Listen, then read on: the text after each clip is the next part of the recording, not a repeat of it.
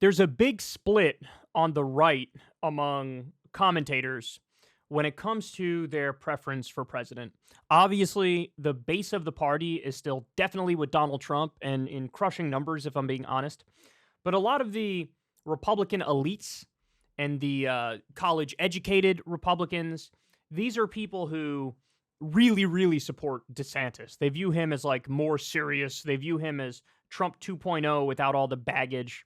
And so here we have an instance of Blaze TV hosts, including Steve Deese and his co-host here.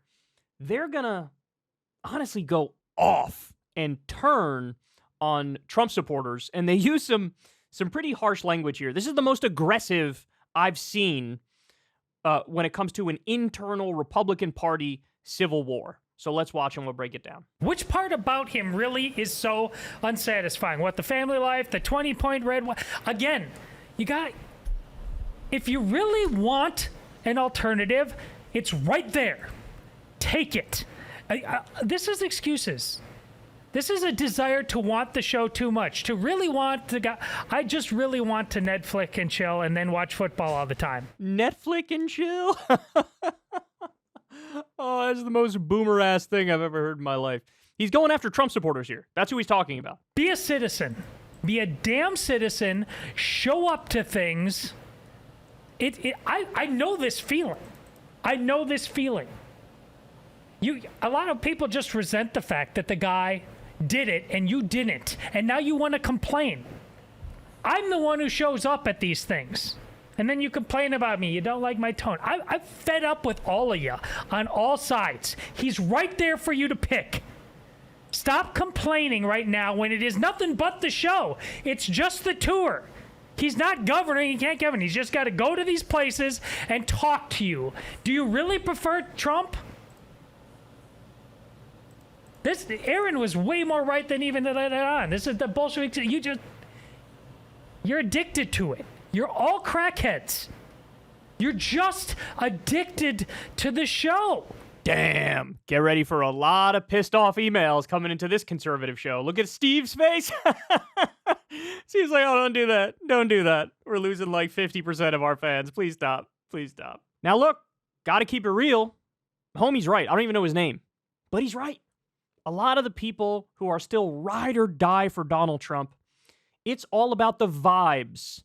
And yes, the vibes stem from the fact that the dude is a showman. He puts on a phenomenal show. He knows exactly how to trigger the libs. He knows exactly how to trigger the media. And so people just get distracted by like the loudest voice in the room. There's like the most crazy stuff going on over here. So it's like a bug to a light. All of these Republican-based voters are like, man, that's my guy. The people I don't like hate him, so now I love him. Oh, is he under 76 different indictments? Well, what am I going to do? That makes him more appealing to me. Okay, well, you're about to get a rude awakening in the general election. I think that this guy's right. Even though right now polls are showing that Trump is actually he's doing better against Biden than DeSantis is. For a long time, that wasn't the case, number one. Number two, I think in the long run still, DeSantis would have a better chance against Biden than Donald Trump would, especially because Donald Trump may actually be behind bars when the election comes, when the general election comes. The cases would be after the primary, but before the general.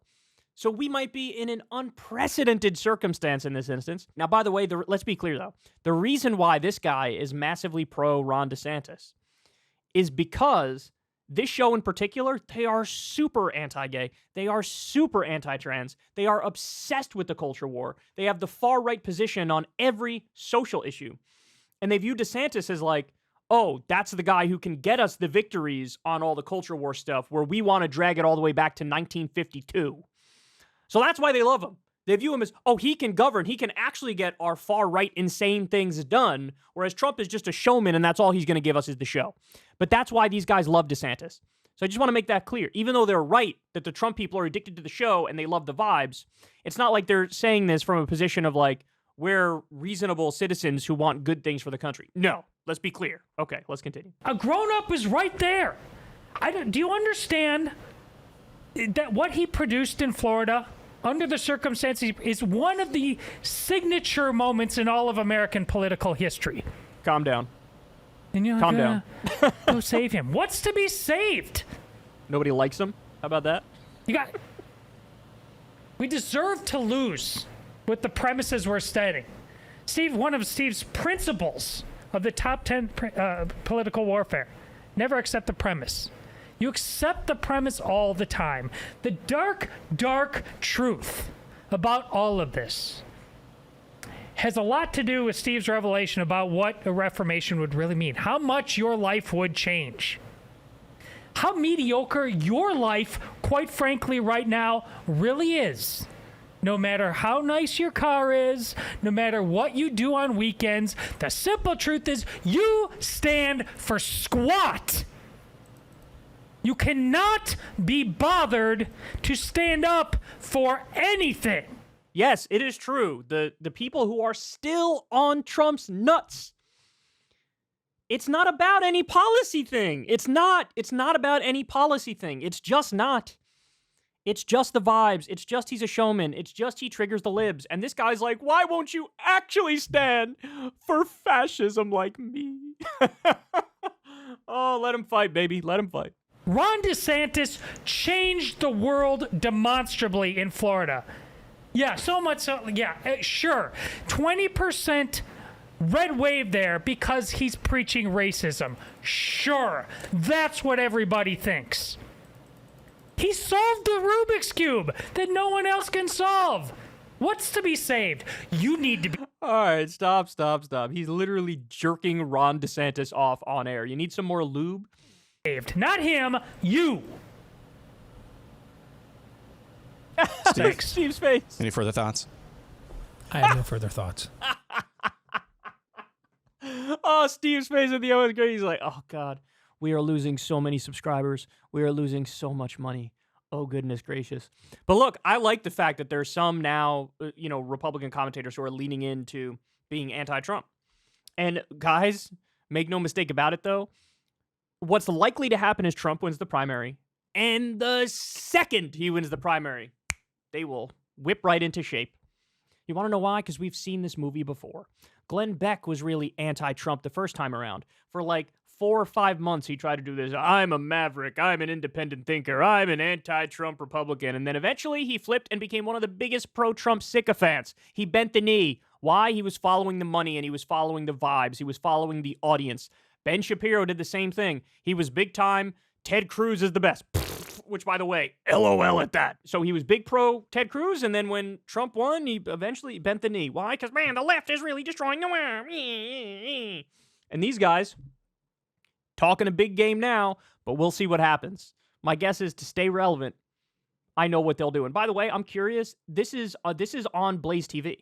Blaze TV was Glenn Beck's thing. Now I think it was bought out by somebody else. But I'm curious if they'll get a talking to from management like, hey, man, the audience is where Trump is.